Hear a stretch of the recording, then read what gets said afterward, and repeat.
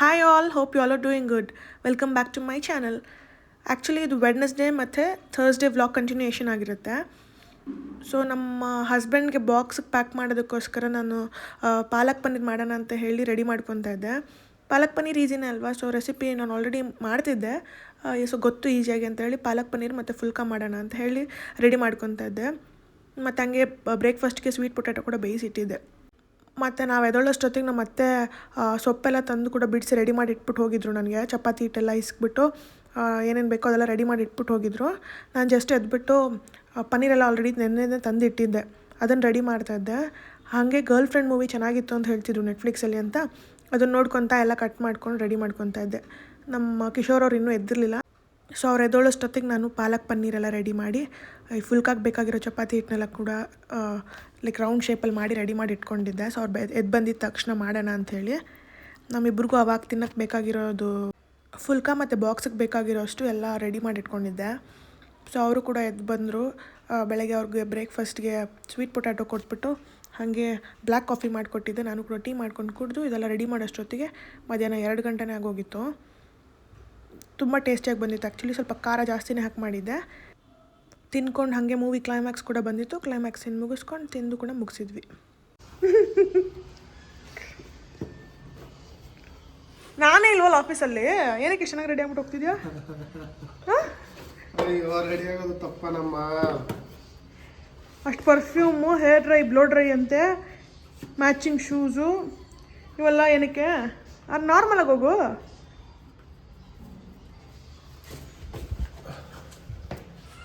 ಕೊಡು, ಟೈಮ್ ಆಯ್ತು ಕೊಡು. ಕರೆಕ್ಟಾಗಿ ಕೇಳಿದ್ರೆ ಕೊಡ್ತೀನಿ. ಸರಿ ಬರಲಾ? ಹುಷಾರ್.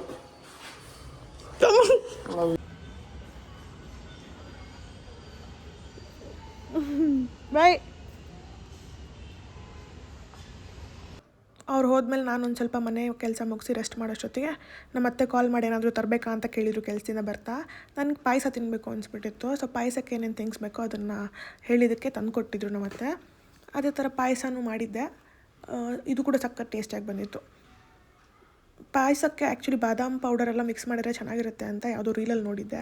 ಸೊ ಅದಕ್ಕೆ ತಕ್ಕನಂಗೆ ಡ್ರೈ ಫ್ರೂಟ್ಸ್ ಎಲ್ಲ ಕಟ್ ಮಾಡಿಕೊಂಡು ಟೋನ್ಡ್ ಮಿಲ್ಕ್ ಯೂಸ್ ಮಾಡಿ ಚೆನ್ನಾಗಿ ಡ್ರೈ ರೋಸ್ಟ್ ಮಾಡ್ಕೊಂಡು ಸೇಮಿಯಾನ ಪಾಯಸ ಕೂಡ ಮಾಡಿದ್ದೆ. ಯೂಶ್ವಲಿ ಮಮ್ಮಿ ಮನೇಲಿದ್ದಾಗ ನಾವು ಈ ರೆಡಿ ಪ್ಯಾಕೆಟ್ ಬರುತ್ತಲ್ಲ ಅದನ್ನು ಜಸ್ಟ್ ಹಾಲಿಗೆ ಮಿಕ್ಸ್ ಮಾಡಿ ಮಾಡ್ತಾಯಿದ್ದರಿಂದ ಪ್ರಾಪರ್ ಪ್ರೊಸೀಜರ್ ಗೊತ್ತಿರಲಿಲ್ಲ. ಫಸ್ಟ್ ಟೈಮ್ ಮಾಡಿದ್ದೆ ನಾನು ಆ್ಯಕ್ಚುಲಿ ಪಾಯಸನ. ತುಂಬಾ ಚೆನ್ನಾಗಿ ಬಂದಿತ್ತು ಅಂತ ಹೇಳ್ಬೋದು. ನಾನು ನಮ್ಮ ಅತ್ತೆ ಮಾವ ಮಾತ್ರ ತಿಂದಿದ್ವಿ. ಸ್ವಲ್ಪ ಹಂಗೆ ಎತ್ತಿಟ್ಟಿದ್ದೆ, ಕಿಶೋರ್ ನೈಟ್ ಶಿಫ್ಟ್ ಮುಗಿಸ್ಕೊಂಬಂದ್ರೆ ಅವ್ರಿಗೂ ಕೂಡ ಕೊಡೋಣ ಅಂತ ಹೇಳಿ. ಫುಲ್ ತಿಕ್ಕಾಗೋಯ್ತು ಮತ್ತು ಟೇಸ್ಟ್ ಮಾತ್ರ ತುಂಬ ಚೆನ್ನಾಗಿತ್ತು ಅಂತ ಹೇಳ್ಬೋದು. ಈ ಮದುವೆ ಊಟದಲ್ಲಿ ಹಾಕ್ತಾರಲ್ಲ ಅದೇ ಥರ ಇತ್ತು ಈ ಪಾಯಸ. ತಿಂದ್ಬಿಟ್ಟು ಸಂಜೆ ಹಂಗೆ ನಮ್ಮ ಮನೆಗೆ ಹೊರಟಿದ್ದೆ. Thanks aunty.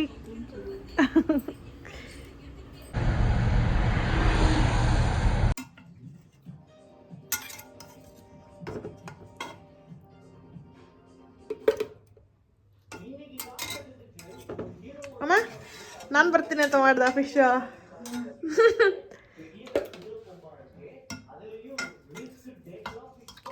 ನನ್ನ ತಂಗಿ ಮನೆಗೆ ಹೋಗ್ತಾ ಇದ್ದೀನಿ, ಹಂಗೆ ಫಿಶ್ ಎತ್ಕೊಂಡು ಕೊಟ್ಬಿಟ್ಟು ಪಾಪ ನೋಡ್ಕೊಂಬರೋಣ ಅಂತ.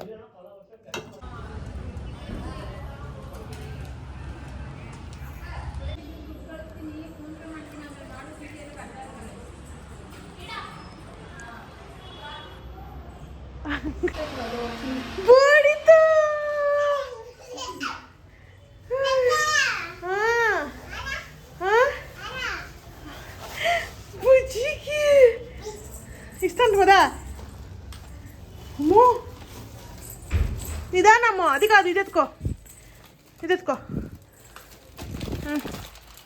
ಸರಿ ಅಂತ ಎತ್ಕೊ ಪಾಪ.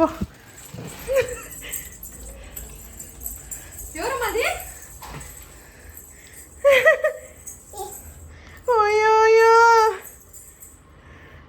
ನಾ ಬುಜ್ಜಿ ನಾನು ಎತ್ತು ಕಿಂದೆ ಎಷ್ಟು ಹೋಗ್ಬಿಟ್ಟೆ.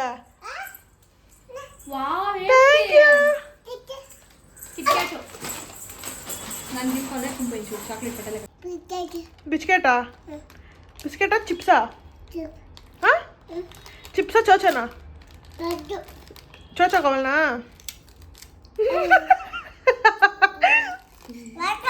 పెట్టమ్మా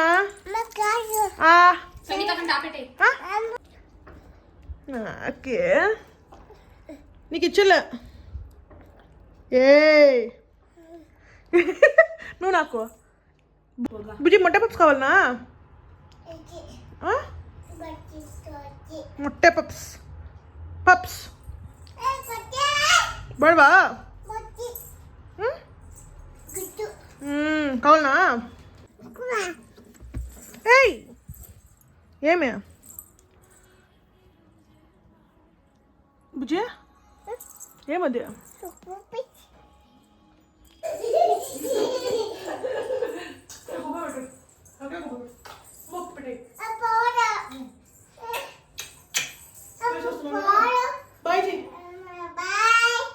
ఉండలేదా ఇంట్లో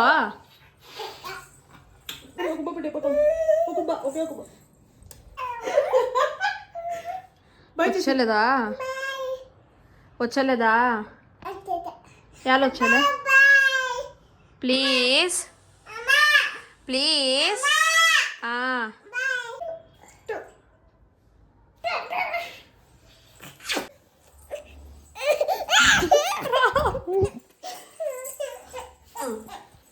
ಬಾಯ್ ಮೊಟ್ಟ ಬುಜೆ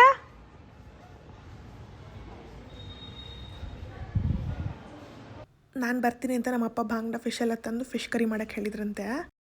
ಸೊ ಫಿಶ್ ಕರಿ ಎಲ್ಲ ತಿಂದು ಚೆನ್ನಾಗಿ ಮಲಗಿ ಒಳ್ಳೆ ನಿದ್ದೆ ಆದಮೇಲೆ ಎದ್ದಿದ್ದೆ.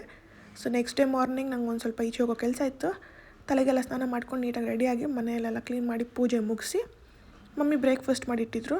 ತಿನ್ಕೊಂಡು ಈಚೆ ಹೊರಟಿದ್ದೆ. ಆ್ಯಕ್ಚುಲಿ 2-3 ಅವರ್ಸ್ ಕೆಲಸ ಇರುತ್ತೆ ಅಂದ್ಕೊಂಡು ಹೋಗಿದ್ದು, ಅದು ಒಂದು 7-8 ಅವರ್ಸ್ಗೆ ಹೇಳ್ಕೊಂಡು ಹೊಟ್ಟೋಯ್ತು ಅಂತ ಹೇಳ್ಬೋದು.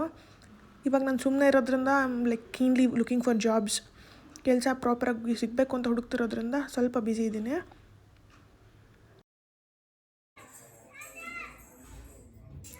ಬೆಳಗ್ಗೆ ಈ ಥರ ನೀಟಾಗಿ ರೆಡಿ ಆಗಿದ್ದೀನಿ. ಆ್ಯಕ್ಚುಲಿ ಒಂದು ಕೆಲಸದ ಮೇಲೆ ಈಚೆ ಹೋಗ್ತಿದ್ದೀನಿ. ಥರ್ಸ್ಡೇ ಅನ್ನೋದ್ರಿಂದ ಮನೆ ಕ್ಲೀನ್ ಮಾಡಿ ನಮ್ಮ ಮಮ್ಮಿ ಮನೆಗೆ ಬಂದಿದ್ದೀನಿ. ಸೊ ಮನೆ ಕ್ಲೀನ್ ಮಾಡಿ ಪೂಜೆ ಮಾಡಿದ್ದೆಲ್ಲ ಆಯಿತು. ಹಾಗೆ ಹೋಗ್ತಾ ದೇವಸ್ಥಾನಕ್ಕೆ ಹೋಗ್ಬಿಟ್ಟು ಒಂದು ಕಡೆ ಹೋಗಬೇಕು. ಅಲ್ಲಿ ಹೋಗ್ಬಿಟ್ಟು ಏನಾಗುತ್ತೆ ಅಂತ ನಿಮ್ಮ ಜೊತೆ ಶೇರ್ ಮಾಡ್ತೀನಿ. ಒಂದು ಕೆಲಸ ಆಗೋದಿದೆ, ಇದೆಲ್ಲ ಆಗಲಿ ಅಂತ ಪ್ರೇ ಮಾಡ್ಕೊಳ್ಳಿ ನೀವು ಕೂಡ. ಸೊ ಯಾರ್ಯಾರೆಲ್ಲ ನನ್ನ ವೀಡಿಯೋನ ಸಬ್ಸ್ಕ್ರೈಬ್ ನೋಡ್ತಿದ್ದೀರೋ ಪ್ಲೀಸ್ ಸಬ್ಸ್ಕ್ರೈಬ್ ಮಾಡ್ಕೊಂಡು ನೋಡಿ ಅಂತ ಕೇಳ್ಕೊತಾ ಇದೇ ರೀತಿ ಸಪೋರ್ಟ್ ಕೊಡ್ತಾರೆ. ಲೈಕ್ ಮಾಡಿ, ಶೇರ್ ಮಾಡಿ, ಕಮೆಂಟ್ ಮಾಡಿ. Thank you.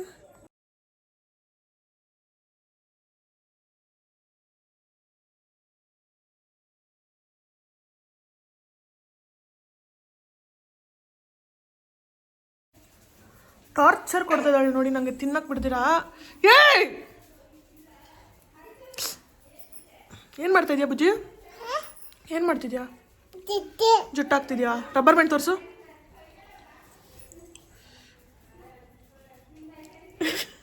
ಕೊರ್ಕೇಸ್ತಾನಟ್ಟೆ. ಆ್ಯಕ್ಚುಲಿ ಅಂದ್ಕೊಂಡು ಹೋಗಿದ್ದ ಕೆಲಸ ಕೂಡ ಆಗಿತ್ತು. ಇವಾಗ ಒಂದು ಚಿಕ್ಕ ಟ್ರೈನಿಂಗ್ ತೊಗೊತಾ ಇದ್ದೀನಿ. ಆ ಸರ್ಟಿಫಿಕೇಷನ್ ಮುಗಿಸಿದ ಮೇಲೆ ಒಂದು 2-3 ಮಂತ್ಸ್ ಒಳಗಡೆ ಜಾಬ್ ಆಪರ್ಚುನಿಟಿನ ಹುಡ್ಕೊಳ್ಬೇಕು. ಸೊ ಇವಾಗ ಆ ಸರ್ಟಿಫಿಕೇಷನ್ ಮುಗಿಸೋದಕ್ಕೋಸ್ಕರ ಏನೇನು ಪ್ರೊಸೀಜರ್ ಇದೆ ಅದೆಲ್ಲ ಹೋಗಿದ್ದೆ. So yeah, that's it for today.